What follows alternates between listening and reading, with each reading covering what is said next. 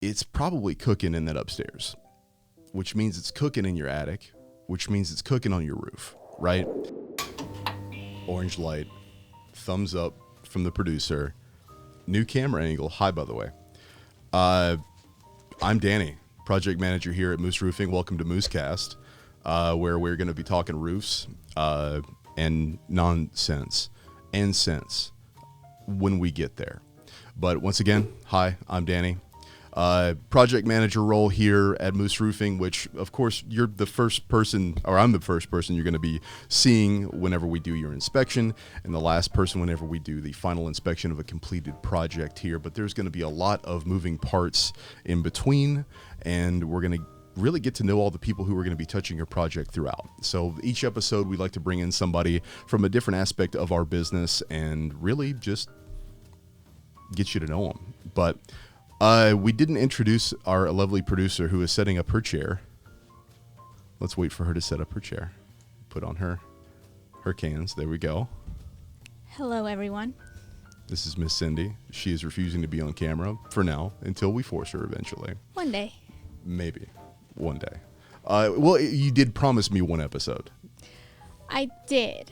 Uh-huh. But I feel like it needs to be a special episode. Like in number or in content? In content. Okay. And I guess you're going to be the one to decide that, right? Maybe. Okay. Well, don't put that in my hands because it'll be the next episode. But either way, once again, welcome to MooseCast. Yes, that is going to be the name. We did give this a crack before here, and the scathing lighting showed off my melanin deficiency. Now we've got a very comfy set as set up by our lovely producer here, and this was 1.5 trips I've learned to Goodwill, and what a difference. A tiny bear playing guitar, a a T-Rex with nerds in his mouth, and just cool lighting makes. I didn't notice the googly eyes at first on those birds. That's wonderful. Anyway, this is our new set. Welcome. But we're going to be talking roofs, the process, things you need to be looking out for. And our hope here is to really make sure that if you are a customer, if you are a client, then you are well informed about the roofing process throughout, including the insurance process. And if you're a roofer as well, we always like to learn things from each other. As antagonistic as this business between roofers can get, there's no animosity on our end. We look to learn from whoever we can learn from here. But who knows, we may fall down the rabbit hole and talk about all sorts of things here as well. But first segment here on the MooseCast, it's summertime, right? It's summertime in Nebraska, which before I moved here, no one warned me how humid it was and how I would be sweating 10 pounds of water weight at the end of the day here. And I've been working on my farmer's tan, as you can see. I'm about 3 or 4 different ethnicities. I'm pretty sure Cindy would agree. You've seen my bare legs today. I did. Wonderful. Very bronzy. I'm jealous. You're jealous of the back of my calves, but the front, I'm still pretty pasty. That being said, though, it is summertime, and of course, the heat in your home. Anybody, especially who has a 2-story home, can probably, empathize with me here. It's probably cooking in that upstairs, which means it's cooking in your attic, which means it's cooking on your roof, right?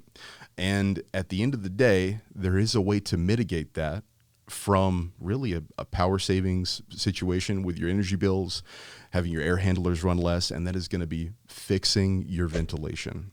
I can't tell you how many times, especially in the winter, we did an episode about this on the prior Moose podcast, whatever that was named. It's MooseCast now, by the way. Whatever that was named back then. And what we did is went over the phenomenon of condensation happening from the moisture that is in your attic in the winter. But in the summertime, it's a little bit less of a phenomenon. It's a lot more straightforward. You got a pressure cooker above your head that's radiating heat down above you, and it's making your air handlers run to the point where if you have a basement, you probably got icicles hanging off of everything down there, and you're still boiling whenever you're trying to go to bed at night here in the summer now. So at this point, how do you mitigate that? What is the cause of that? And really, at the end of the day, how can Moose Roofing help? That's what we're going to get to. So whenever we're talking about ventilation in general, right, it's a 50-50 split between the importance of intake, which, of course, if you ever seen the side of your home, you have the roof itself and then the wall. That overhang right here is called the soffit, right? You have soffit vents. Sometimes they can look like an 8x16, looks like an air conditioning vent on the floor or something. That is essentially let air into your attic, right? So whenever you have the air come into the attic, you have vents on top. Those can come in the form of ridge vents, turtle vents, turbines, different things like that. So air comes in through the sides, comes out of the top, and it just keeps the air moving from there. That is a way to, of course, mitigate, any ventilation issues, is make sure you have that system set up properly. But if one of those things is out of whack, your ventilation is not doing its job and the air in your attic is not moving. So think about this, right? You have 100 degrees, which we creeped up to here in Omaha back, last week, Cindy? It was about 100 degrees. Oh, yeah. It was awful. And it's humid on top of that. I came here from Phoenix, Arizona, which is not humid. It's a dry heat. If everybody's going to beat you over the head with the fact that it's a dry heat, but if you walk outside and it's 115, it feels like 115. But back to the ventilation side of things. If you've got a 100-degree day here in Omaha and the direct sunlight is beaming down on top of your shingles, we can even probably post a temperature gun photo from one of our colleagues, Sean Michael, who actually took a temperature reading of a customer's roof, and it was 156 degrees on the surface. So you can imagine if the air inside of your attic isn't moving, it is boiling in there. There are some other things that compound onto that, but the 9 times out of 10, what we see is you have enough boxed vents, ridge vents, different things like that in terms of exhaust to let the air out. But inside of your attic, we're noticing a lot of times, especially with newer builds, believe it or not, that your intake is all out of whack. The insulation is covering those soffit vents, not letting the air in, on top of the fact that, and by the way, Cindy, I'm looking at this camera, and then I'm looking at this camera, and I hope I'm not giving you a whole lot of work whenever I do this, because I'm just talking to both of these guys here as we go. AI. Okay, beautiful. She knows technology. So in terms of the ventilation from the intake side of things, if your insulation is covering those side soffit vents, the air cannot get into your attic. The air will not move, because if the intake isn't doing its job, the exhaust can't do its job either.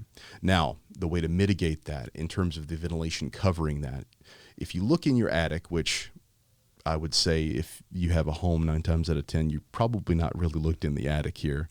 You have rafter channels. You have the angle of your roof, and running down the roof is going to be rafter channels. In between each one of those rafter channels is going to be what is called a baffle. And a baffle is meant to be essentially jammed in between the roof itself, or the decking underneath, and the insulation, to create an air channel for air to get through that soffit vent, and it keeps that insulation separate from the soffit vent from there. What we notice in a lot of these newer build homes is you have a rafter channel this big, and then you put in a baffle this big that's supposed to create a small air channel for that vent to bring in the air, but it doesn't do the job. The insulation eventually is going to work itself around that baffle, push it up, crush it in some way, because a lot of times they're made out of an egg carton material that does just get crushed over time. And when I say over time, it can happen in as little as a year. So if you have a home that was built in 2019, which I've seen a lot of these guys pop up here in Omaha, you probably have this exact issue that I'm talking about, and it's the reason why your upstairs is boiling as it is. Now, intake being the biggest thing, of course, you want to have somebody come in, brush back all of that insulation, install baffles properly, and then on the outside, those little soffit vents, little known fact here, you're supposed to have those guys replaced about every 5 years. Cindy, have you ever done that in your life? No. I don't think anybody has, to I'm be sure honest my with you. parents have. You think they've replaced their soffit vents, really? I think so. Wow. It was a long time ago, though. Okay, so not every 5 years. Well, technically, every 5 years you're supposed to do that, because with the other thing that people didn't really warn me about this place before I moved here is the wind. I really thought that Chicago was the windy city, but believe it or not, it's actually Omaha. And with the wind and the dust and the debris over time, in as little as 5 years, those soffit vents can get so occluded that they're not doing their job, even if you do have a baffle that is supposed to be allowing proper airflow in there. So it's a combination of things that's going to be able to fix the intake on the ventilation side of things to allow the air to flow properly from there. Now, this is going to be the other big thing, especially if you're going to, as we all know here recently in Omaha, we've had, 3 major hailstorms so far, and people left and right. We just ended up, I think we're doing over 200 roofs just from these last two hailstorms. And at this point, if you're getting a brand new roof out of this, you do want to make sure that the warranty of your shingles is going to be intact. That being said, if your ventilation is not adequate and you do a warranty claim with insert shingle brand here, they're going to void that warranty if you do not have proper intake and exhaust, because they're going to do calculations to calculate the net free area of your attic. And then from there, it's going to be bad news for your hopefully 40-year warranty that you get from your shingles. So intake is going to be the biggest thing. I recommend everybody who is suffering from sweating in their beds in their second-story home, third-story home, to have somebody check out the attic and see, especially if it is a newer build, have Moose Roofing come out. We'll take a look and see if we can mitigate a lot of that. Make sure you're sleeping on a cool bed at night and not having your air handlers run as much at the end of the day, saving you money in the grand scheme of things. We busted through. How about we go back and talk some more about some ventilation then? Because whenever we're talking about the intake side of things as well, yes, the exhaust can be a concern, not as much as we've noticed in recent years with it. There is one last thing I did want to touch on that I did almost forget, and I apologize here. But around the mid 2000s is when we started to see a different form of exhaust. And Cindy, I don't know if you're going to be able to put in some examples around me of box vents and ridge vents. So box vents are going to be these little boxes that they'll normally go on the back side of your home so you can't see them from the front. And they're passive individual vents that just let air out as the exhaust. They're kind of on the back side of the roof, not on the ridge. But we all know that heat is going to rise to the highest point of wherever it is. It's always going to go up. So, whoever at Laminco or whoever came up with the ridge vent idea scratched their head and said, hey, let's make sure the ridge, which is the very tippity top of your roof, let's make sure that's where it's going to be exhausting out from. So they put a ridge vent up there. The issue with these ridge vents that had been installed around the mid to late 2000s is they actually are more of a mesh filter. It almost resembles like a Brillo pad or like a sponge. And as I was telling you before, with the intake from the soffit vents and the wind and whatnot here in Nebraska, those get occluded just like the ridge vent will. Now, they've updated the design to where they don't have that mesh filter in them anymore, but we've noticed where a lot of times with the ridge vent itself on these, I don't want to say older homes, but ones that may have been built in the mid 2000s or late 2000s, it gets so occluded that even if you do have adequate intake, that exhaust isn't going to do its job either.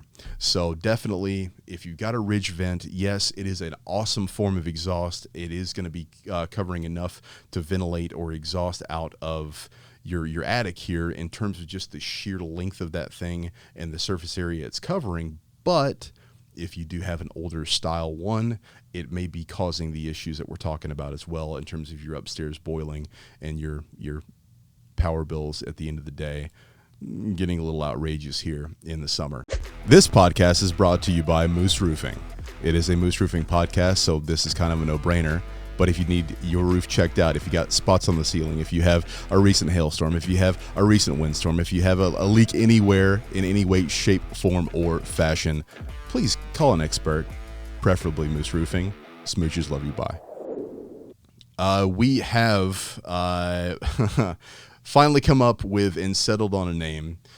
I thought that MooseCast was a little too on the nose, but on the nose isn't really that bad, right? I think we found that out yesterday whenever I talked to our illustrious IT guy, Wyatt, and he was like, that's the way to go. Let's just make sure everybody knows who we are here. So we're sticking with MooseCast, and I like it now that he looked at me with a furrowed brow and told me that it should be MooseCast. Thank you, Wyatt. Now,